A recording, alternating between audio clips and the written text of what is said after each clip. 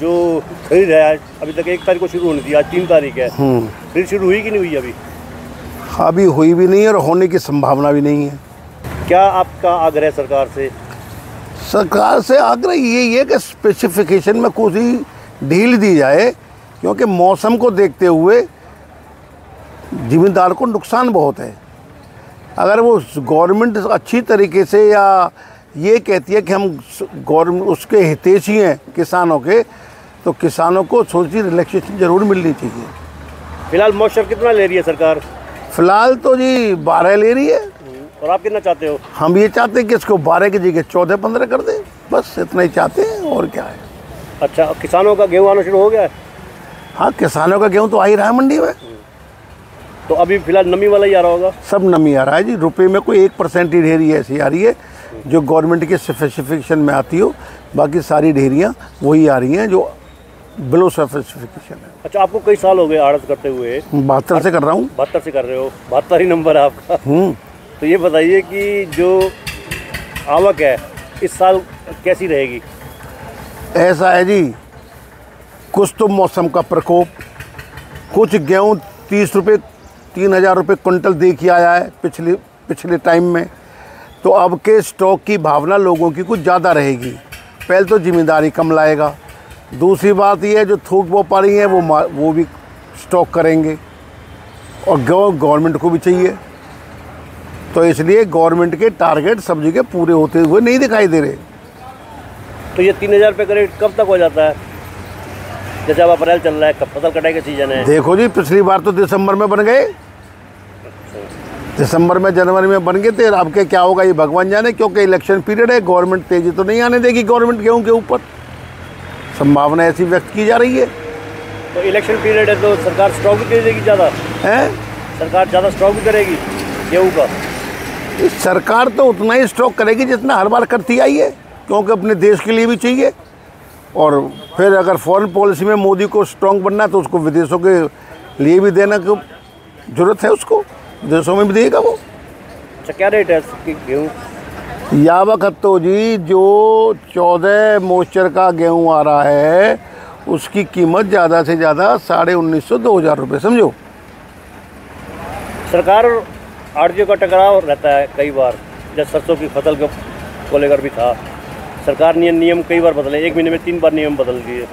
सरकार का व्यापारियों से टकराव नहीं है कि ये गवर्नमेंट व्यापारियों के बारे में नहीं सोचती, व्यापारियों की हितैषी नहीं है ये गवर्नमेंट।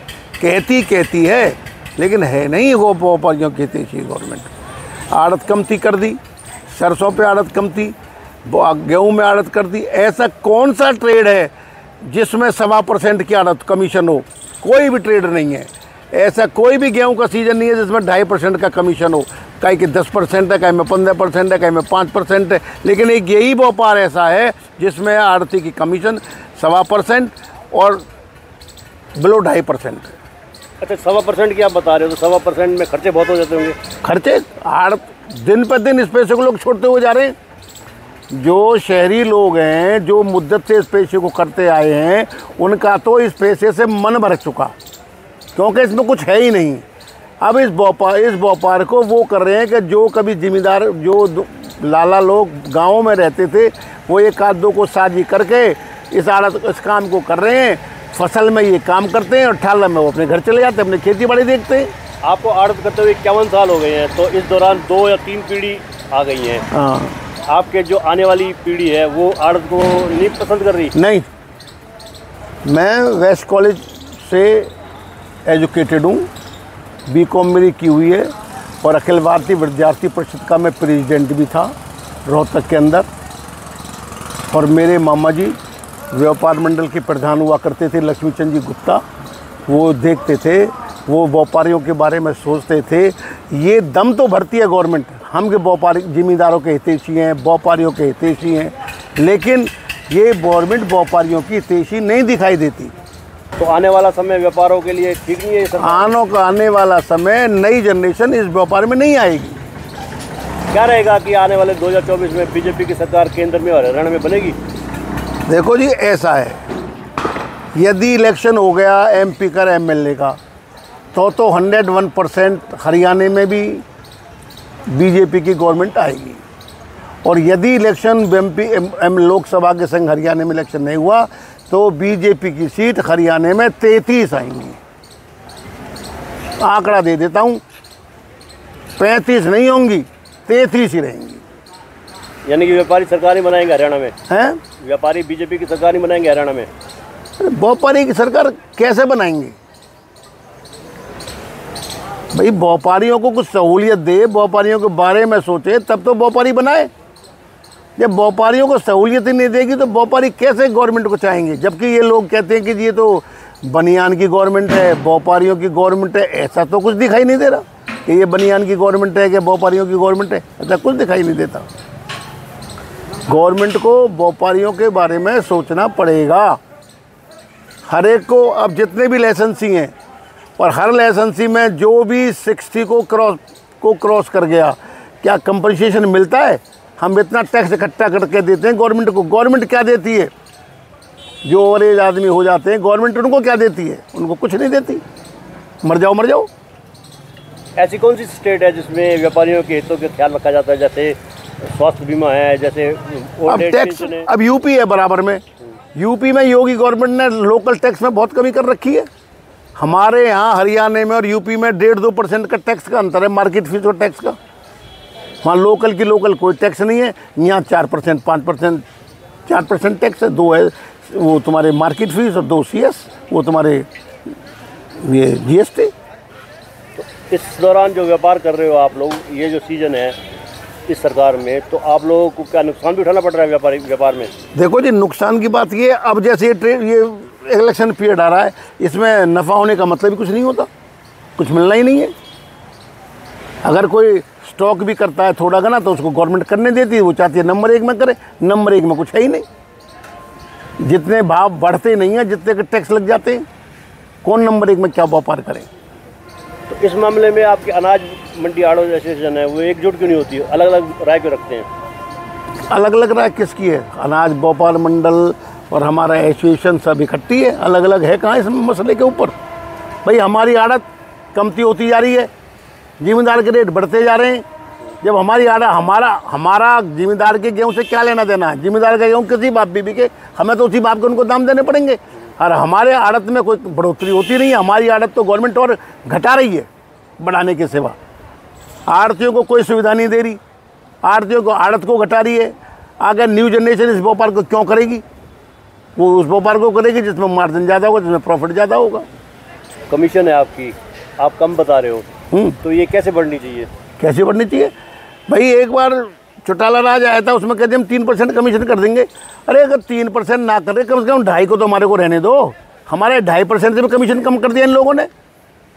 जबकि सीजनल फसल मंडी होती है, सीजनल काम होते हैं। कौन बैठेगा इन दुकानों को लेकर के? इतनी मोटी मोटी कीमतों दुकानों की हो गई, इन दुकानों कहाँ से रुपया आएगा दुकान खरीदने के लिए? कृषि मंत्री JP दलाल ने आड़तियों को अभद्र भाषा का इस्तेमाल किया, क्या कहोगे? देखो, JP दलाल की मैं समझ कम है। हर वक्त बू में बात करता है और व्यापार का बू का कोई मेल नहीं है। चौधरी JP दलाल को भगवान सद्बुद्धि दे और इसको संयम से, ढंग से व्यापारियों से पेश आना चाहिए और व्यापारियों की बात को सुनना चाहिए। और व्यापारियों को मीटिंग दे करके और जब उस पर सलाह मशवरा करके जब किसी निर्णय पे, निष्कर्ष पे पहुंचना चाहिए। मुख्यमंत्री मनोहर लाल भी कहते हैं कि जो मैंने फैसला कर दिया। देखो जी, अगर ये इसी हटीले रुख से रहेंगे कि जो मैंने फैसला कर दिया तो कर दिया, तो व्यापारी और जनता मिल करके फिर जो इनको फैसला कर देगी वो भी इनको बर्दाश्त करना पड़ेगा। बंजारा जो फैसला कर दिया, फिर जनता के हितैषी कहाँ हैं? यानी कि अगर चुनाव में ये रुख हटीला अपनाते हैं तो हैट्रिक नहीं बनने देंगे आप लोग मनोहर लाल साहब? हैट्रिक हम तो बनने खूब राजी हैं, लेकिन हमारे राजी होने से क्या बनता है? कोई हम ही थोड़ी है बनाने वाले, व्यापारी तो सभी हैं। मनोहर लाल की हैट्रिक बनेगी या नहीं बनेगी, ये बता दो। देखो जी, वैसे तो मोदी की गुड फेथ में, लेकिन यदि यही इनके हार व्यवहार रहे तो ये तरीके से तो हैट्रिक बनने वाली। मैंने आपको बता दिया, यदि इलेक्शन MP के साथ होता है तो मोदी के नाम पे इनको वोट मिल जाएगी और इनकी हैट्रिक बन जाएगी। हरियाणा का इलेक्शन यदि MP के साथ हो जाता है तब तो 99% चांसेस हैं कि हरियाणा में गवर्नमेंट खट्टर की दोबारा आ जाए, 100% नहीं है, क्योंकि अब लोग अनएजुकेटेड नहीं है, सब लोग एजुकेटेड है, सब समझते हैं कि ऊपर किसको चाहना, नीचे किसको चाहना है। तो हर व्यापार में और इनको लचीला रुख तो अपनाना ही पड़ेगा। अब लिफ्टिंग की समस्या आ सकती है जो भरे सीजन में, जो कमीशन की बात होती है, कमीशन की बात छोड़ें, किसानों को उपज के दाम भी 2-2 महीने बाद मिलते हैं। ना तो कभी 72 घंटे में पेमेंट दे पाती और ना कभी दे पाएगी। यदि ये बिचौलिया ना हो जो जिम्मेदार की पूर्ति करता पेमेंट से भी, हर बात से भी, क्योंकि इनके कहने की बातें कुछ होती है, करने की बातें कुछ होती हैं।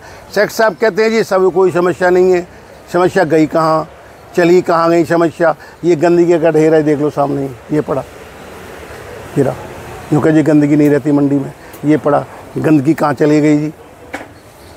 पीने का सिस्टम है, ये देखो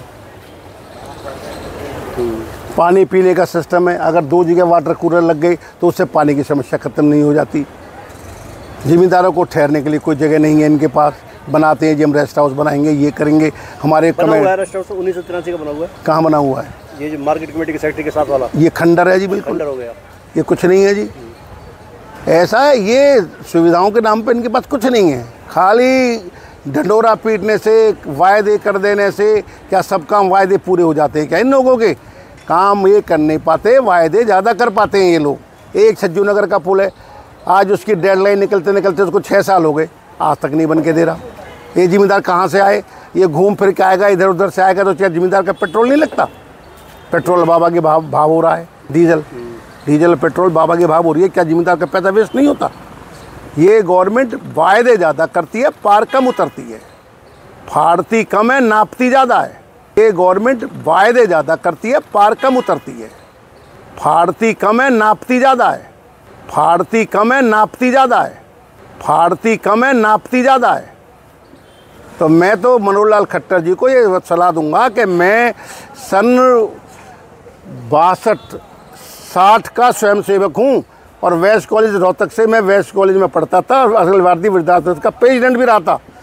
हम वर्क करने में विश्वास करते थे। मैं जानता हूँ कि वो भी आरएसएस के आदमी हैं। अगर आप आरएसएस के आदमी हैं तो घोषणाएं कम करो, वर्क ज़्यादा करो, वर्क में विश्वास करो। घोषणाओं से घोषणा तो करना एक राजनीतिक का काम है और वो राजनीति कर रहे हो। अगर राजनीति करनी है तो ये तो फिर अल्ट पलट का सौदा है, 1 साल कांग्रेस आएगी, 1 साल बीजेपी आएगी।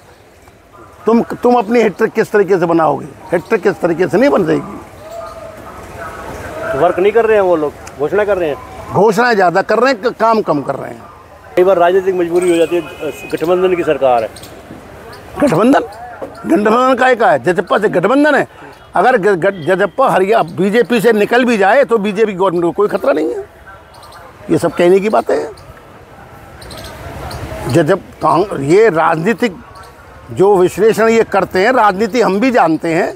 ये तो अपनी पार्टी को उसको गठबंधन को मजबूत बनाने के लिए इन्होंने गठबंधन किया है। इनके पास इतना सफिशिएंट तो है कि निर्दलीय और बीजेपी मिलकर के गवर्नमेंट को चला सकते हैं।